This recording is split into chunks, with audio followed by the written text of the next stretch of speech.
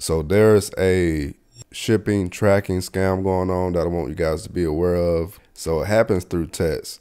They're getting kind of smart with this because what'll happen when you get a shipment or around the time that you're supposed to get a delivery, they'll send you a text claiming that the shipment is lost, that you have to pay a fee.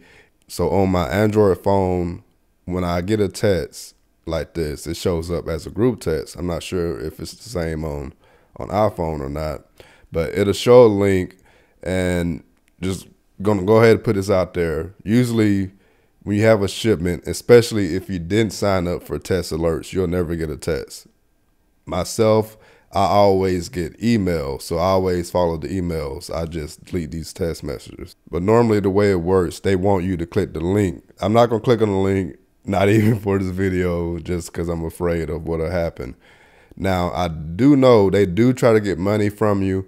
I can't confirm if you click the link or not, if you already kind of gave them information. My educated guess is no, because they do try to get you to pay. They'll say you have to pay a delivery fee in order to receive your shipment, but just know they'll try to get your money somehow, or your information, your personal information.